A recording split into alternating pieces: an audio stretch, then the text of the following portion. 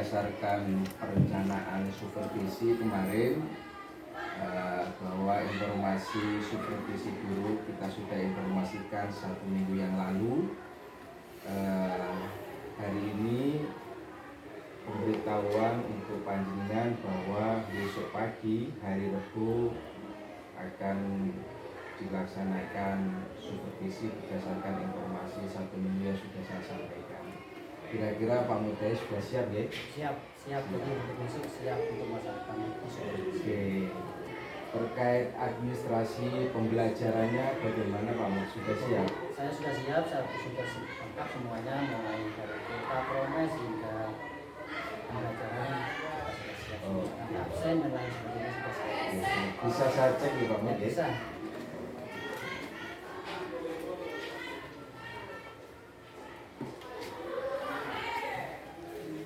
Instrumen supervisi, rota, promes, syllabus, NTP, komponen, 11 komponen sudah siap semua.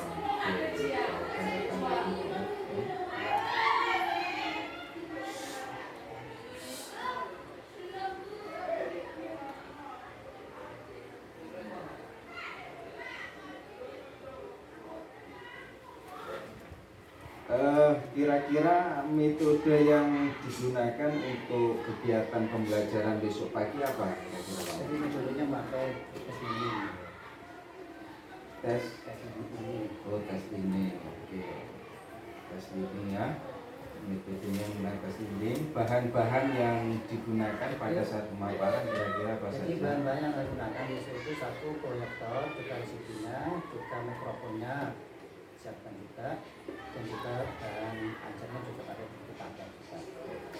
Beberapa bahan yang sudah disiapkan, berarti untuk besok pagi secara maksimal sudah dipersiapkan ya Pak Mud ya. Pesan saya dalam proses pembelajaran ini Pak Mud, karena ini kita menggunakan K13, ada beberapa hal yang harus panjenengan sampaikan dalam motivasi anak. Di antaranya adalah pendidikan karakter, karena ini amanat undang-undang tahun 2003, kemudian Permendikbud tahun 2018 nomor 20, PMA nomor 2 tahun 2020, dan yang terpenting lagi program baru dari Kementerian Agama Kabupaten Banyuwangi, bagaimana kita wujudkan madrasah Banyuwangi yang berakhlak. Saya harapkan ini disampaikan dalam motivasi pembelajaran di kelas. Terima kasih Pak Mud. Monggo besok pagi dipersiapkan. Ya. Insya Allah besok sudah siap. Ya, terima kasih Pak Mud. Assalamualaikum warahmatullahi wabarakatuh.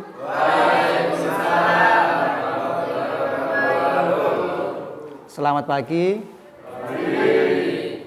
Apa kabar? Baik, apa sehat? Alhamdulillah. Jadi sebelum materi kita mulai, mari kita berdoa bersama dengan harapan semoga pembelajaran hari ini bisa berjalan dengan baik. Untuk doa dipimpin oleh ketua kelas, silakan. Persiapan, berdoa, mulai.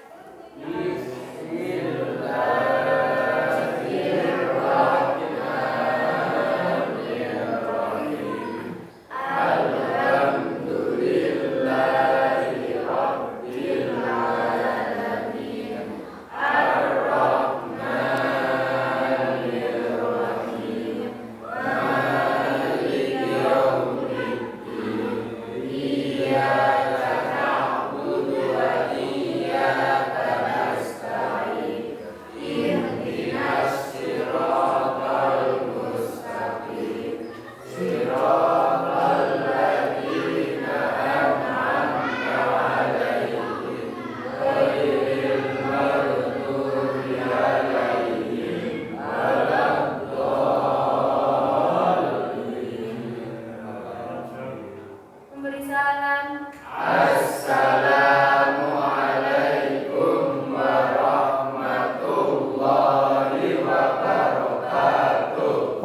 Waalaikumsalam warahmatullahi wabarakatuh. Baik, setelah doa saya akan mengabsen keaktifan kalian. Dari kalian ada yang tidak hadir hari ini? Ada. Baiklah, akan saya absen satu persatu. Ahmad Darwis, Ahmad Zaki Fikri, Ainur Rizki, Diki Wahyudi, Gilang Ramadan, Haidar Adi Wijaya, Zahra Ayu Wulandari. Dan terima kasih. Selanjutnya untuk mengingatkan materi yang kemarin, yaitu mengenai disintegrasi bangsa. Jadi yang kemarin masih ingat, kira-kira kemarin itu materinya adalah tentang pergolakan yang ada di dalam negeri. Masih ingat kalian bentuknya apa aja yang kemarin itu? Pemberontakan PKI Madiun. Ya betul, yang lain mungkin yang jawab? Pemberontakan di ITI. Pemberontakan di ITI. Itu di mana letaknya kalau pemberontakan di ITI itu? Jawa Barat. Di Jawa Barat, ya. Itu adalah materi-materi yang kemarin. Untuk hari ini, yaitu materinya mengenai demokrasi liberal yang ada di Indonesia. Namun sebelum kita mulai, jadi dari materi kemarin itu berkaitan sekali dengan kehidupan kita semua. Oleh karenanya, kita harus pandai-pandai menyikapi tentang apa yang terjadi di negara kita mengenai pemberontakan-pemberontakan yang ada. Jadi kita harus pelajari gimana cara kita mengatasi pemberontakan sehingga Indonesia ini tetap yang kita cintai tetap berjalan dengan baik dan tidak ada pemberontakan-pemberontakan yang dia akan datang. Dan sekali lagi saya ingatkan kepada anak-anak sekalian, di dalam materi ini kita sangat berkaitan. Jadi motivasi pembelajaran mengenai demokrasi liberal kita laksanakan apa yang akan kita jelaskan materi ini. Jadi yang pertama adalah kita lihat pembahasan hari ini adalah demokrasi liberal. Apa itu demokrasi liberal? Coba untuk Lazwa, apa demokrasi liberal itu? Kondisi politik yang melindungi secara konstitusional hak-hak individu dari kekuasaan pemerintahan. Jadi demokrasi liberal adalah kondisi politik yang melindungi secara konstitusional hak-hak individu dari kekuasaan pemerintah. Itu adalah demokrasi liberal. Ini yang akan kita bahas hari ini. Jadi kompetensi dasarnya kelihatan? Tolong dibacakan Kartika.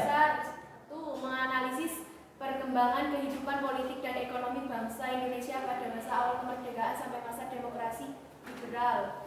Terus untuk indikatornya? Indikator 1, menjelaskan perkembangan kehidupan politik, ekonomi, sosial, dan budaya bangsa Indonesia pada masa awal kemerdekaan. 2, menjelaskan perkembangan kehidupan politik, ekonomi, sosial, dan budaya bangsa Indonesia pada masa demokrasi liberal. 3, mengklasifikasi informasi tentang perkembangan kehidupan politik dan ekonomi bangsa Indonesia pada masa awal kemerdekaan sampai masa demokrasi liberal. 4, menganalisis perkembangan kehidupan politik dan ekonomi bangsa Indonesia pada masa awal kemerdekaan sampai masa demokrasi liberal. Ini adalah kompetensi dasar yang akan kita pelajari di pagi ini. Selanjutnya, apa sih tujuannya? Tujuan pembelajaran hari ini yaitu, tolong dibaca, Lian. Selama mengikuti proses pembelajaran tadi diharapkan dapat satu menjelaskan perkembangan kehidupan politik, ekonomi, sosial, dan budaya bangsa Indonesia pada masa demokrasi liberal. 2, mengklasifikasi informasi tentang perkembangan kehidupan politik dan ekonomi bangsa Indonesia pada masa awal kemerdekaan sampai masa demokrasi liberal. 3, menganalisis perkembangan kehidupan politik dan ekonomi bangsa Indonesia pada masa awal kemerdekaan sampai masa demokrasi liberal. 4, rekonstruksi perkembangan kehidupan politik dan ekonomi bangsa Indonesia pada masa awal kemerdekaan sampai masa demokrasi liberal, menyajikan hasil rekonstruksi perkembangan kehidupan politik dan ekonomi bangsa Indonesia pada masa awal kemerdekaan sampai masa demokrasi liberal.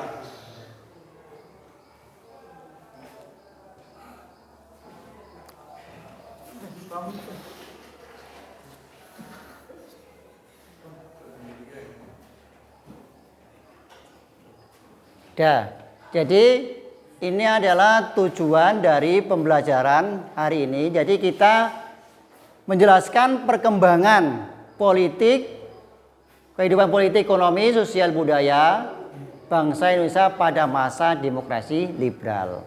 Yang kedua, mengklarifikasi informasi tentang perkembangan kehidupan politik dan ekonomi bangsa Indonesia pada awal kemerdekaan sampai masa demokrasi liberal. Selanjutnya, menganalisis perkembangan kehidupan politik dan ekonomi bangsa Indonesia pada masa awal kemerdekaan sampai demokrasi liberal. Selanjutnya, merekonstruksi perkembangan kehidupan politik dan ekonomi bangsa Indonesia pada masa awal kemerdekaan sampai masa demokrasi liberal. Ini adalah tujuan pembelajaran kita hari ini. Selanjutnya, Indonesia pada masa demokrasi liberal. Yang awal-awal, jadi ini demokrasi liberal dimulai pada tahun 1949 sampai dengan 1959. Kita bahas hari ini pembahasannya. Yaitu satu, dalam bidang politik.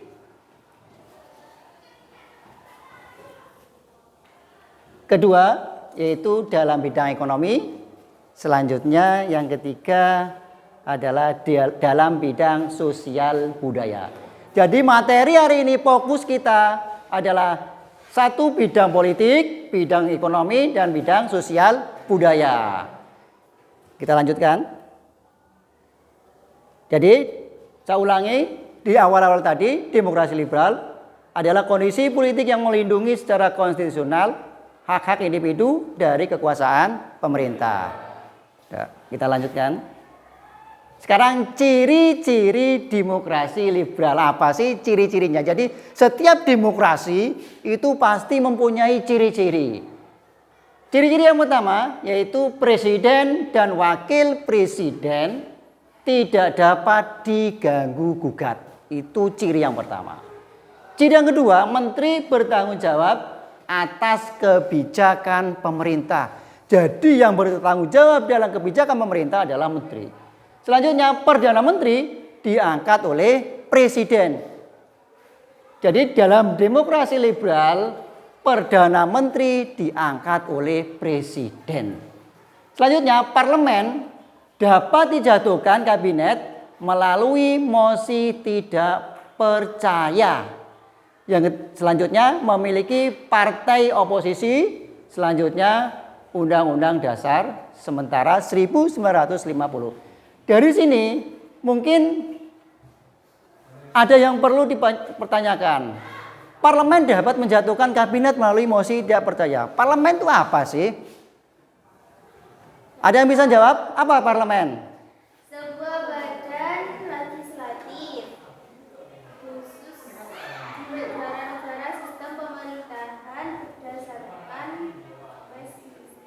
Ya, itu jadi parlemen adalah sebuah badan legislatif yang ada di pemerintahan yang biasanya itu berada di Britania, di Inggris. Itu yang sistem parlemen. Selanjutnya memiliki partai oposisi. Partai oposisi maksudnya apa sih? Partai yang bagaimana partai oposisi? Ya. Partai yang tidak mengambil bagian di dalam pemerintahan atau partai yang kalah dalam pemilu. Jadi partai oposisi itu partai yang tidak mengambil bagian di dalam pemerintahan. Jadi di luar pemerintahan partai oposisi itu. Karena dia kalah di dalam pemilu. Intinya itu kalah dalam pemilu. Selanjutnya yaitu Undang-Undang Dasar sementara 1950. Itu ciri-ciri yang ada di demokrasi liberal, masih memakai Undang-Undang Dasar sementara, bukan Undang-Undang Dasar 1945. Kita lanjutkan. Sekarang partai-partai politik yang ada di demokrasi liberal itu ada 6 partai. Yang pertama adalah Partai Nasional Indonesia. Yang kedua Partai Nahdlatul Ulama. Yang ketiga Partai Masyumi, Majelis Syuro Muslim Indonesia. Selanjutnya ada PSI, Partai Solidaritas Indonesia. Yang kelima Partai Komunis Indonesia. Dan yang terakhir yaitu Partai Murba. Ini partai-partai yang ada di masa demokrasi liberal. Tuh. Kita lanjutkan.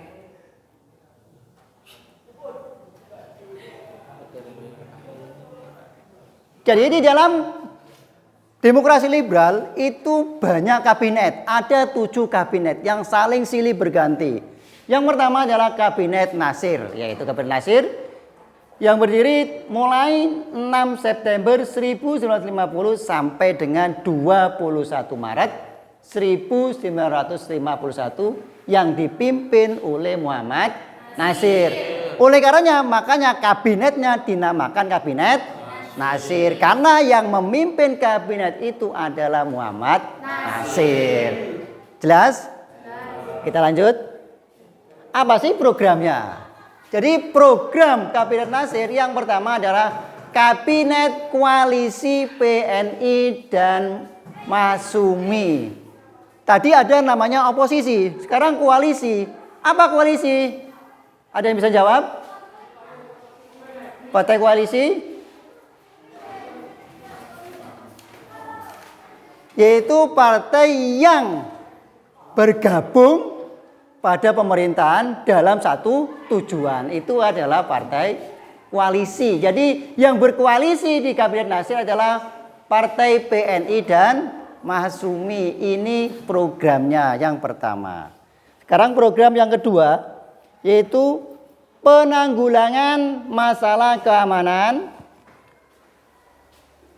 penyempurnaan susunan pemerintahan dan angkatan perang, penyelesaian masalah Irian Barat, memperkuat ekonomi. Itu proker dari Kabinet Nasir yang pertama. Selanjutnya, program selanjutnya yaitu diganti karena gagal dalam perjuangan Irba, dalam perjuangan Irian Barat karena mosi tidak percaya dari Hadikusumo mengenai peraturan nomor 39 yang dianggap menguntungkan Masyumi. Dianggap gagal karena dianggap oleh menguntungkan hanya satu partai. Ini adalah gambar dari Kabinet Nasir, tokoh-tokohnya. Ini silakan dilihat.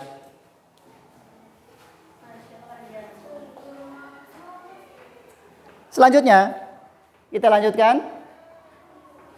Yaitu kabinet yang kedua. Yaitu Kabinet Sukiman. Jadi Kabinet Sukiman berdiri pada tanggal 27 April 1951 sampai dengan 3 April 1952. Jadi hanya 1 tahun berlaku. Dipimpin oleh Sukiman Wiryo Sanjoyo. Makanya kabinetnya diberi nama Kabinet Sukiman. Karena yang mendirikan adalah Sukiman. Nah, lanjut. Dari programnya adalah nasionalisasi The Japan Bank. Apa sih nasionalisasi The Japan Bank? Nasionalisasi The Japan Bank adalah mengumpulkan lembaga-lembaga keuangan menjadi satu bank, yaitu namanya Bank Indonesia atau BI.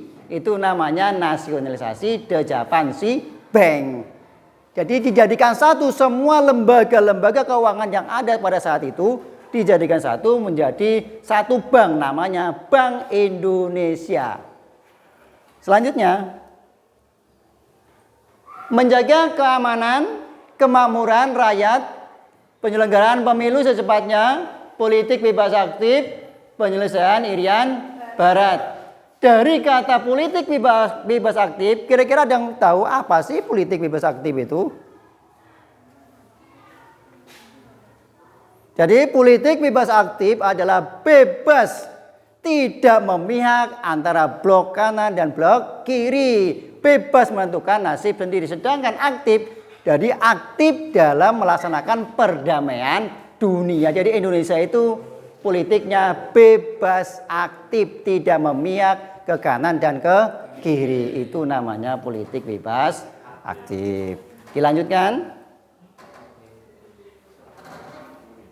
Pelepasan 950 tapol. Jadi pada saat itu banyak tahanan politik jadi dilepas oleh kabinet Sukiman. Kita lanjut program selanjutnya yaitu penumpasan PKI dan paham komunis. Jadi di awal-awal pembelajaran yang lalu yaitu adanya pemberontakan PKI baik di Madiun ataupun pemberontakan 30 SPKI, makanya oleh kabinet Sukiman programnya adalah penumpasan PKI dan paham komunis. Jadi pada saat itu, pada saat kabinet Sukiman tidak ada namanya paham komunis, dibabat habis. Itu. Jadi untuk materi hari ini saya cukupkan sekian. Dari materi tadi itu kira-kira ada nggak yang belum dipahami dari materi ini? Kalau memang belum ada, jadi nanti di akhir ini saya berikan tugas. Jadi tolong dicatat tugasnya, pemberian tugas sebagai bahan evaluasi nanti di pertemuan yang akan datang. Jadi tugasnya saya tulis, kita tulis langsung aja.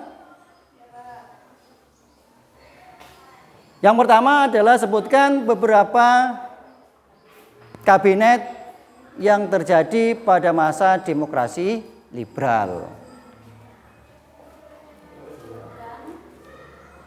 Beberapa kabinet yang pada masa demokrasi liberal. Yang kedua, coba analisis dari masing-masing kabinet itu mana yang berhasil.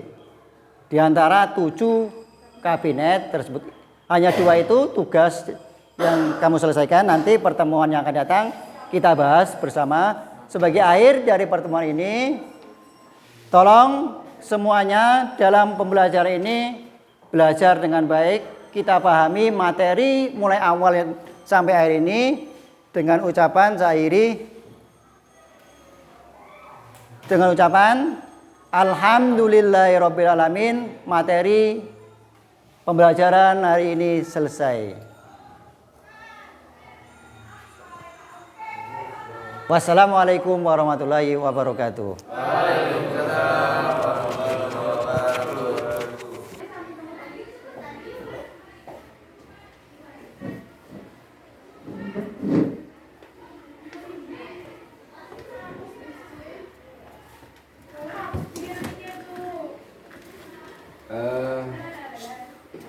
Pak Mudai, tadi setelah kami amati dari proses pembelajaran apa yang telah disampaikan, alhamdulillah sudah sesuai dengan kerangka pembelajaran, dalam hal ini adalah RPP. Cuma ada beberapa hal yang kami beri masukan pada Pak Mudai. Yang kedua adalah yang pertama adalah penekanan terhadap siswa terkait pendidikan karakter. Harapan kami setiap kali pertemuan itu disampaikan, karena bagaimanapun kita berdasarkan program Kemenak Banyuwangi bisa mewujudkan madrasah Banyuwangi yang berakhlak. Kemudian yang kedua, harapan kami setelah supervisi yang sudah dilaksanakan ini sesuai dengan kerangka yang panjenengan buat, ada tindak lanjut, ada hal-hal yang kita lanjuti dalam hal peningkatan mutu guru. Ya, terima kasih atas persiapan dan tugas pembelajaran di ruang kelas. Mudah-mudahan ke depan lebih sukses. Ya, terima kasih Pak Mud. Assalamualaikum. Waalaikumsalam.